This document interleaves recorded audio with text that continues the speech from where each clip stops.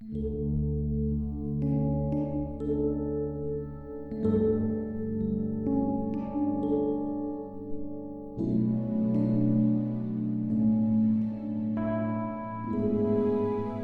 pagi saudara-saudara yang dikasihi Tuhan.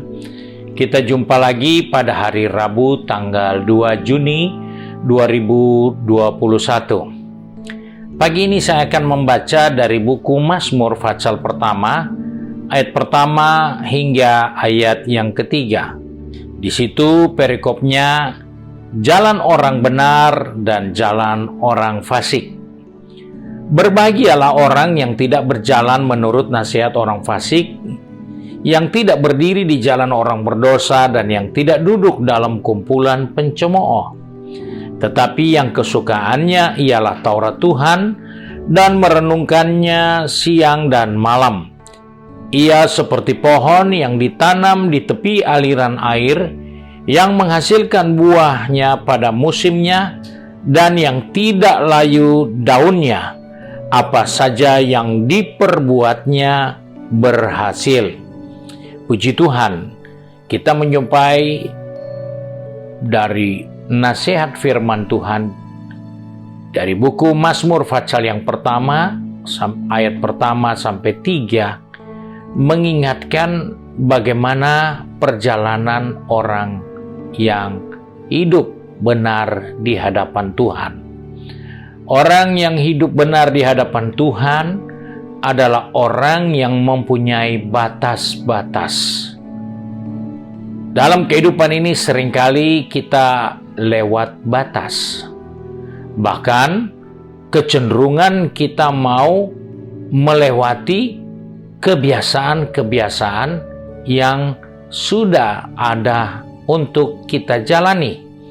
Kita mau melebihi dari segala hal yang kemudian ternyata itu tidak berkenan kepada Allah. Nah, kita melihat di sini firman Allah menceritakan bagaimana kehidupan orang benar dan kehidupan orang yang tidak benar. Jalan kehidupan orang benar adalah hasil yang jelas sekali dikatakan tadi bahwa mereka itu memiliki kehidupan. Mereka itu memiliki keamanan. Mereka punya kekuatan untuk bertahan. Dan mereka memiliki kesuburan. Dikatakan tadi, mereka seperti tanaman yang ditanam di tepi aliran air. Sehingga dia bisa bertahan dengan segala macam kondisi cuaca yang ada. Dia tetap bisa bertahan. Nah, hal ini adalah hal yang penting karena kita hidup di zaman akhir ini. Kita seringkali tidak punya kepastian tentang kehidupan ini. Kita sudah tahu bahwa Yesus adalah sumber kehidupan, tapi seringkali kita tidak mengandalkan sumber kehidupan itu. Dan kita sudah tahu bahwa Dia sumber keamanan kita, tapi kecenderungan kita mencari aman dengan cara kita sendiri. Kita melihat bahwa Dia memberikan jaminan untuk kita bisa bertahan. Seringkali kita tidak betah untuk bertahan. Ini kenyataan-kenyataan yang kita jalani dalam kehidupan ini.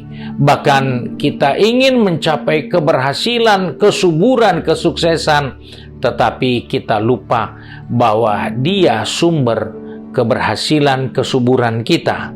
Nah, kembali kita melihat bahwa ternyata semua itu kita bisa alami. Semua itu kita bisa jumpai dalam kehidupan kita sebagai orang percaya jika kita menjaga batas-batas kita.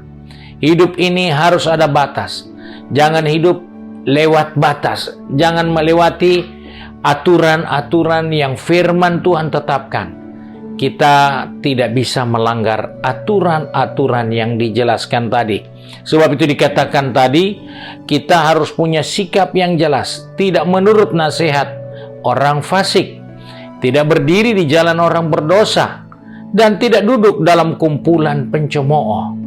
Ini yang cenderung muncul di zaman akhir ini. Pencemooh, hidup berdosa, hidup fasik, itu banyak. kita jumpai di zaman seperti ini. Nah, sebab itu, untuk melihat hasil yang terbaik, jaga batas-batas hidup ini. Supaya jangan kita keluar dari ketentuan firman Allah. Karena ketika kita keluar dari batas, kita akan melihat kerugian dan bencana bagi kehidupan kita. Karena dikatakan orang fasik, dia seperti sekam, akan ditiup angin, dan dia tidak akan bertahan di dalam penghakiman. Sebab itu, mari, sebagai orang percaya, bangunlah, buatlah batas-batas yang benar dalam pengiringanmu kepada Tuhan. Mari kita satu di dalam doa. Kembali kami datang kepada Bapa di surga dengan mengucap syukur, karena oleh kasih setia Tuhan, kami boleh ada lagi sepanjang hari ini, menikmati kebaikan Tuhan, menikmati kemurahan Tuhan. Sebab itu Bapa, kami serahkan seluruh kehidupan kami, roh, jiwa, tubuh ini ke dalam tangan-Mu. Kiranya Tuhan menuntun kami sepanjang hari ini, agar kami menjaga batas-batas kehidupan sebagai orang-orang benar, sehingga kami tidak terjebak dengan kumpulan-kumpulan yang tidak menguntungkan kami, dan berada di kumpulan-kumpulan orang yang membahayakan kehidupan ini.